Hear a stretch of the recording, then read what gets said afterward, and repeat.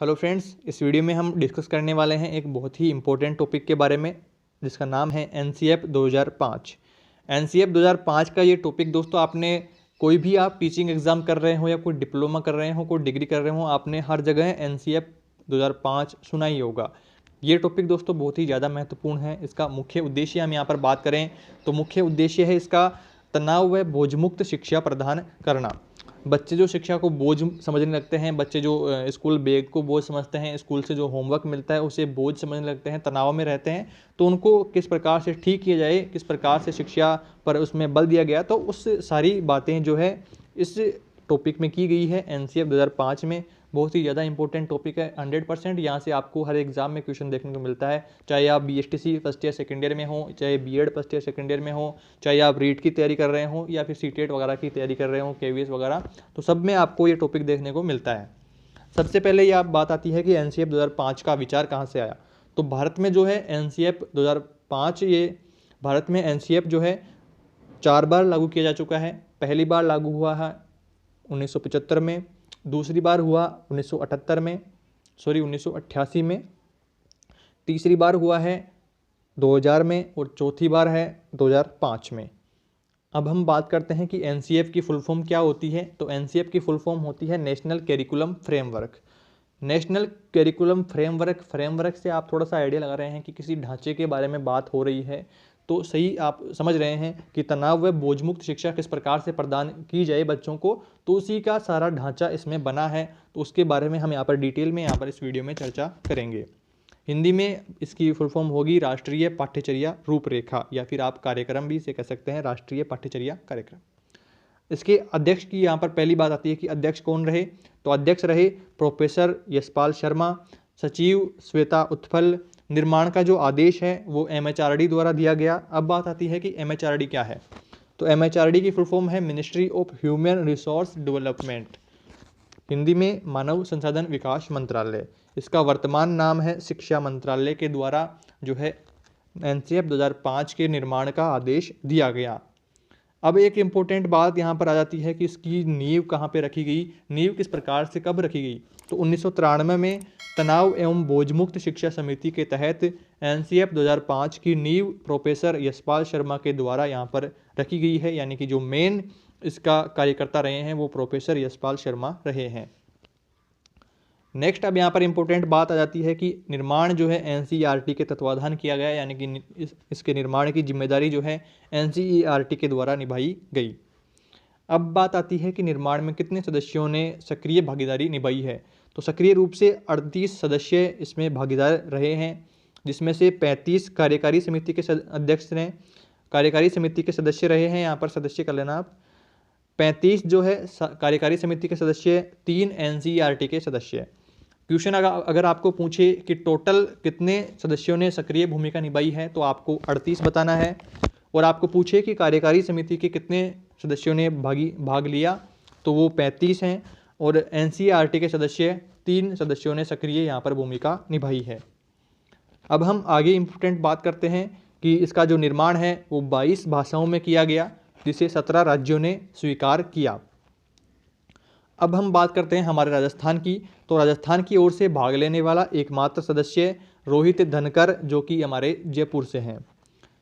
सही है, ये इंपॉर्टेंट बातें हैं, पॉइंट टू पॉइंट हम यहाँ पर बात कर रहे हैं, तो सारी बातें आपको नोट कर लेनी है और याद इनको कर लेना है।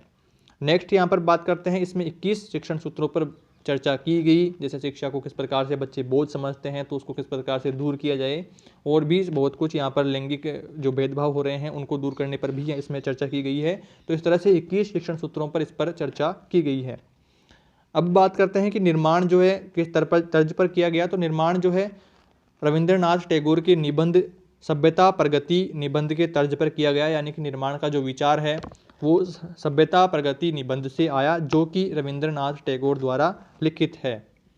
अब हम बात करते हैं कि इसकी जो भाषागत अशुद्धियां हैं उनको दूर करने का जो श्रेय है वो नामवर सिंह को जाता है, यानी कि नामवर सिंह के द्वारा इसकी भाषागत अशुद्धियों को दूर किया गया।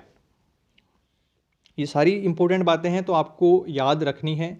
अब हम बात करें आगे एनसीएफ 2005 के निर्माण में 4 समितियों का गठन किया गया। अब हम देखते हैं 4 समितियां कौन कौन सी है। पहली है सरकारी विद्यालयों के शिक्षकों की समिति, दूसरी है गैर सरकारी विद्यालयों के शिक्षकों की समिति, तीसरे नंबर पर है सरकारी एजेंसियों के कर्मचारियों की समिति, चौथे नंबर पर है गैर सरकारी एजेंसियों के कर्मचारियों की समिति। तो इस तरह से 4 समितियों का गठन इसके निर्माण के लिए किया गया। आगे इंपॉर्टेंट बात यहाँ पर है कि एनसीएफ 2005 सामाजिक, सरल और सक्रिय प्रक्रिया है। नेक्स्ट यहाँ पर इंपॉर्टेंट टॉपिक, एनसीएफ 2005 के तहत बालकों में सामाजिक गुणों का विकास करने हेतु, सामाजिक गुणों यानी कि अपने आसपास के वातावरण के गुणों पर विकास करने हेतु प्राथमिक स्तर पर यानी कि 1ली से 5वीं तक पर्यावरण शिक्षा पर जोर दिया गया और उच्च प्राथमिक स्तर पर यानी कि 6ठी से 8वीं तक भूगोल, इतिहास, राजनीतिक विज्ञान, अर्थशास्त्र विषय यहाँ पर जोड़े गए, जिससे बच्चों का सामाजिक गुणों का विकास संभव हो सके।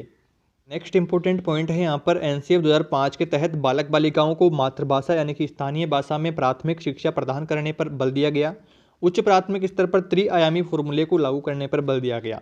अब हम बात करते हैं त्रिआयामी फॉर्मूला क्या होगा। पहला स्थानीय भाषा, दूसरा राज्य भाषा और तीसरा अंतर्राष्ट्रीय भाषा। इन तीनों त्रिआयामी फॉर्मूले के तहत बच्चों को सिखाया जाए, जिससे बच्चा शिक्षा को बोझ ना समझे और तनाव में ना रहे। स्थानीय भाषा के अंतर्गत मातृभाषा में सिखाया जाए, राजस्थान से तो राजस्थानी में, गुजरात से गुजराती में, तमिल आदि में, तो यहाँ से बच्चे को सिखाया जाए, जिससे बच्चा जो है शिक्षा के प्रति लगाव महसूस कर सके, लगाव रखे। सेकंड में राज्य भाषा के अंतर्गत और तीसरा फिर अंतर्राष्ट्रीय भाषा में उसे सिखाया जाए। अगला इंपॉर्टेंट पॉइंट है यहाँ पर एनसीएफ 2005 के तहत शांति के लिए शिक्षा पर बल दिया गया है। एनसीएफ 2005 के तहत सपनों के भारत को धरातल पर उतारने पर बल दिया गया है।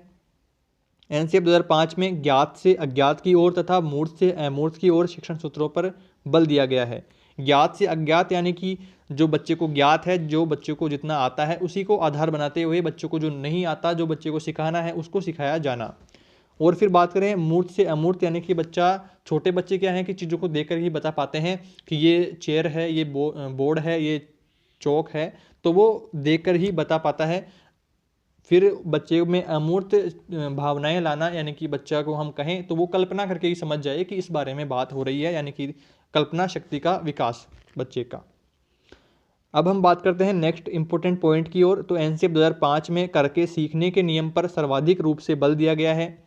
करके सीखना यानी कि बच्चे को ज़्यादा से ज़्यादा प्रैक्टिकल करवाए जाएं, जिससे बच्चा जो है विषय वस्तु के प्रति लगाव रखे।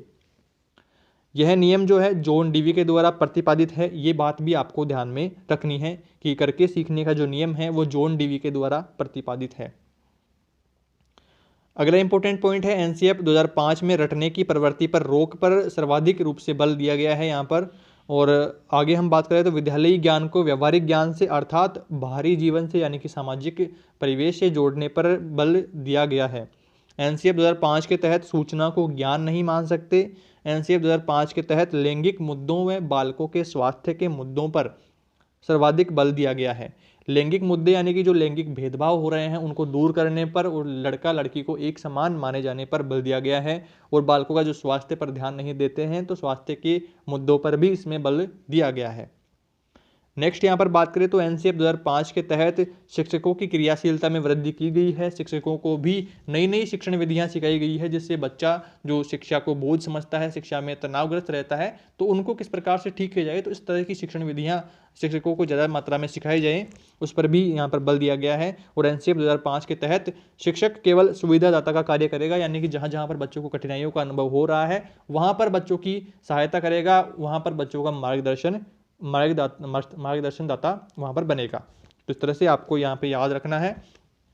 आगे हम यहाँ पर बात करें, इंपॉर्टेंट पॉइंट है कि एनसीएफ 2005 में 5 मार्गदर्शी सिद्धांत बनाए गए। वैसे तो बहुत सारे सिद्धांत हैं, बट इंपॉर्टेंट रूप से आपको 5 ये सिद्धांत ध्यान में रखने हैं। पहला सिद्धांत है विद्यालय ज्ञान को बाहरी ज्ञान से जोड़ना, यानी कि सामाजिक परिवेश से जोड़ना, अपने आसपास के वातावरण से जोड़ना, जिससे बच्चा जो है शिक्षा को बोझ ना समझे और अच्छे से अपनी पढ़ाई पर ध्यान दे और मजे से सीखे। दूसरा है बालकों की रटने की प्रवृत्ति पर रोक लगाना।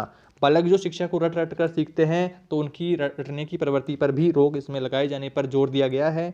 तीसरा है पाठ्यचर्या पाठ्यपुस्तक केंद्रित न रह जाए, यानी कि आसपास के बाहरी वातावरण से जुड़ा हुआ बच्चे को सिखाया जाए, जिससे बच्चा जो है पाठ्यपुस्तक केंद्रित ना रह जाए। चौथा है राष्ट्रीय मूल्यों के प्रति आस्थावान विद्यार्थी तैयार करना, यानी कि बच्चे को देश प्रेम और जो सार्वजनिक संपत्ति है उसके प्रति लगाव और उसकी देखरेख की जिम्मेदारियों के प्रति उसकी जो जिम्मेदारी है उसको बारे में अवगत कराना। पांचवा है कक्षा की गतिविधियों को लचीला बनाना, यानी कि कक्षा में इस तरह से प्रैक्टिकल वगैरह करवाए जाएं जिससे बच्चा जो है अच्छी तरह से उस पाठ्यक्रम को समझ सके। नेक्स्ट यहाँ पर हम बात करते हैं एनसीएफ 2005 के उद्देश्यों के बारे में। तो बालकों को रटने की प्रवृत्ति पर रोक लगाना इसका महत्वपूर्ण उद्देश्य है। दूसरा उद्देश्य यहाँ पर तनाव व बोझमुक्त शिक्षा प्रदान करना, और तीसरा उद्देश्य है बालकों की क्रियाशीलता में वृद्धि करना।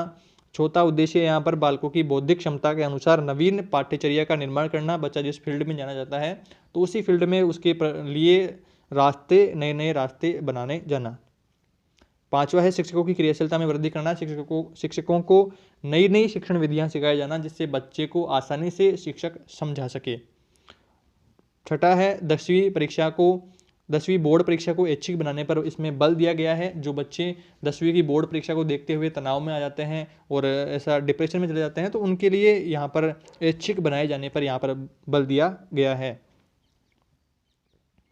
नेक्स्ट है यहाँ पर बालक बालिकाओं को गुणात्मक शिक्षा उपलब्ध कराना। आठवां है पर्यावरण शिक्षा को अनिवार्य रूप से लागू करना। पर्यावरण के प्रति जो भागीदारी है, पर्यावरण का किस प्रकार से नाश हो रहा है तो उसके प्रति सभी को जागरूक करने पर भी इसमें बल दिया गया है। नवा है कंप्यूटर शिक्षा को लागू करना। जिस तरह से डिजिटली सब कुछ हो रहा है तो उस पर कंप्यूटर शिक्षा पर भी यहाँ पर बल दिया गया है। 10वां है सामाजिक गुणों का विकास करना व सुयोग्य नागरिक बनाना। और 11वां है कागज मुक्त शिक्षा प्रदान करना, यानी कि डिजिटली कंप्यूटर शिक्षा को बढ़ावा देना। तो इस तरह से हमने यहाँ पर एनसीएफ 2005 के बारे में कंप्लीट जो इन्फॉर्मेशन थी हमारी, जो इम्पोर्टेंट जो हमारी एग्जाम में आने के ज़्यादा चांसेस जिन तथ्यों के होते हैं तो उनको हमने यहाँ पर डिस्कस कर लिया है। इसकी जो पीडीएफ है आपको डिस्क्रिप्शन से लिंक मिल जाएगा, तो आपको टेलीग्राम से इसकी पीडीएफ ले लेनी है और इसको अच्छे से क्लियर कर लेना है। और इसमें देखिए मेन उद्देश्य यहाँ पर रहा है कि तनाव व बोझमुक्त शिक्षा पर इसमें बल दिया गया है। और भारत में ये 4 बार लागू हो चुका है, 1975 में, 1988 में, 2000 में और 2005 में। तो ये सारी बातें जो है आपको याद ध्यान में रखनी है। और इसकी 2005 वाली एनसीएफ 2005 की जो नींव है वो 1993 में प्रोफेसर यशपाल शर्मा के द्वारा रखी गई। तो इस तरह से ये जो कुछ कुछ बातें ऐसी हैं जो आपको याद रखनी है। एग्जाम में काफ़ी बार यहाँ से क्वेश्चन आए हैं और आगे भी आते रहेंगे। तो ये टॉपिक आपको इस तरह से क्लियर कर लेना है। उम्मीद है आपको वीडियो बहुत ही ज़्यादा पसंद आया होगा। चैनल को सब्सक्राइब कर दें खुशी खुशी और वीडियो को लाइक कर दें और कमेंट में ज़रूर बताएं कि आपने इस वीडियो से क्या सीखा। कुछ कमी रही है तो वो भी आप वीडियो में बताएं। और यहाँ पर हम बात करें तो अपने सभी फ्रेंड्स के साथ शेयर करें जो भी टीचिंग एग्जाम से रिलेटेड जो आपके फ्रेंड्स हैं, यानी कि जो बीएसटीसी कर रहे हैं, बीएड कर रहे हैं या फिर रीट की तैयारी कर रहे हैं, सीटेट की तैयारी कर रहे हैं, कोई भी कर रहे हैं, तो उनको ये वीडियो ज़रूर शेयर करें क्योंकि ये बहुत ही ज़्यादा शॉर्ट नोट्स हैं जो आपको कंप्लीट एनसीएफ के बारे में जानकारी यहाँ पर दे देते हैं। तो उम्मीद है दोस्तों वीडियो आपको पसंद आया होगा। चैनल पर नए हैं तो सब्सक्राइब कर बेल आइकन जरूर प्रेस कर दें। चलिए जल्दी मिलते हैं एक नई वीडियो में ऐसे ही एक इंटरेस्टिंग टॉपिक के साथ।